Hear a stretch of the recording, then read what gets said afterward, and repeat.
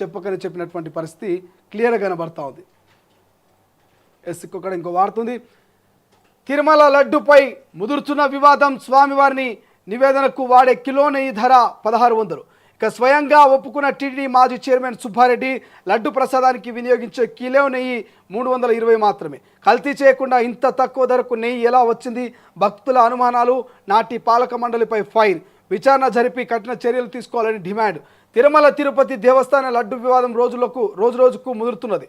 లడ్డు ప్రసాదం తయారీలో జంతువుల కొవ్వు, ఫిష్ ఆయిల్తో తయారు చేసిన నెయ్యిని వాడారని గుజరాత్కు చెందిన నేషనల్ డైరీ డెవలప్మెంట్ బోర్డు తన రిపోర్టులో అనుమానం వ్యక్తం చేయడంతో ఈ వివాదం పుంజుకున్నది. ఇటీవల ఎన్డీఏ కూటమి ఎమ్మెల్యేలలో నిర్వహించిన సమావేశంలో ఏపీ సీఎం చంద్రబాబు చేసిన వ్యాఖ్యలు రాజకీయంగా మరింత దుమారం రేపాయి.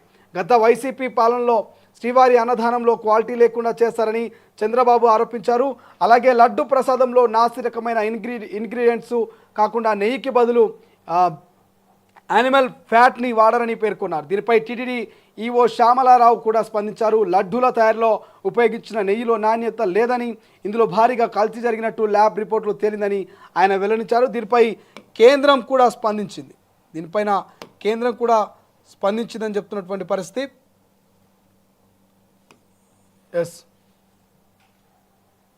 ఒక్కసారి దీని డీటెయిల్స్ చూసేటువంటి ప్రయత్నం చేద్దాం.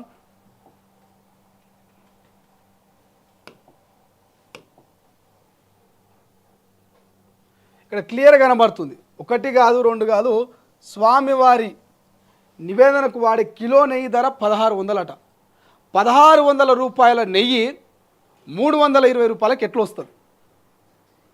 నిజంగా అవినీతికైనా పాల్పడి ఉండాలి, లేదంటే కల్తీ అయినా జరగాలి. అవినీతికి పాల్పడకుండా, కల్తీ జరగకుండా 1600 రూపాయల నెయ్యి 320 రూపాయలకు వచ్చేది సాధ్యమే కాదు. అది సాధ్యమైందంటే అందులో ఏదో ఒక తప్పు జరిగిందని అనుకోవాలి. ఆ తప్పే ఇక క్లియర్గా తెలుస్తూ ఉంది. ఏమంటారు ఆ తప్పు ఏం జరిగింది అంటే జంతువుల కొవ్వు. లడ్డు ప్రసాదంలో జంతువుల కొవ్వు ఫిష్ ఆయిల్ తోటి తయారు చేసిరట. మరి ఇంత అధ్వానం, ఇంత దారుణం ఎక్కడ కూడా ఉండకపోవచ్చు. 2 తెలుగు రాష్ట్రాల్లో, ఇక దేశ విదేశాల్లో తిరుమల తిరుపతి దేవస్థానానికి ఒక ప్రత్యేకత ఉన్నది. తిరుమల తిరుపతి దేవుని నమ్ముకుంటే, ఆ 7 కొండల ఎంకనను నమ్ముకుంటే ఖచ్చితంగా కోరిన కోరికలు తీరుస్తాడు. కొండకు పోయిస్తే ఆ మహాప్రసాదం, ఆ లడ్డును ఎంత ఇష్టంగా తింటారు అంటే అంత ఇష్టంగా తింటారు. చాలామంది లడ్డు కోసం కూడా తిరుమలకు వెళ్ళే వాళ్ళు ఉంటారు.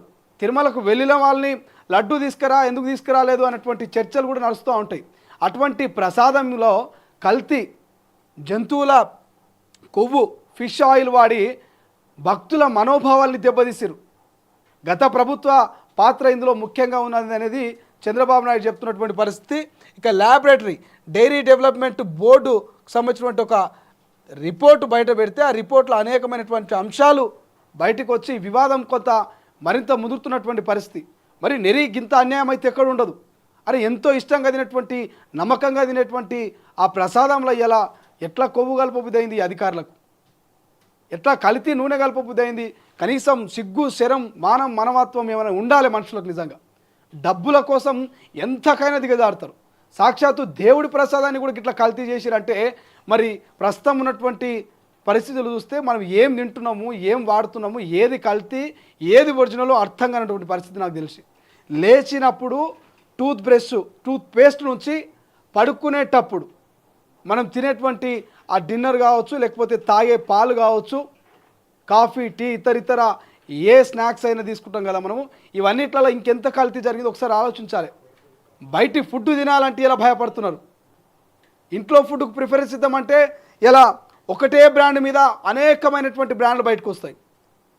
మనం బయటకు పోయినప్పుడు ఏమైనా వాటర్ బాటిల్ చూడండి, బ్రిస్లరీ అని ఉంటుంది, ఇక అందులో ఇంకోటి బిచిరలి, కిన్లీ అని ఉంటే కిన్లీ అని ఉంటుంది, కెన్లీ అని ఉంటుంది. ఒకటే పేరు, సేమ్ కలర్, సేమ్ బ్రాండ్.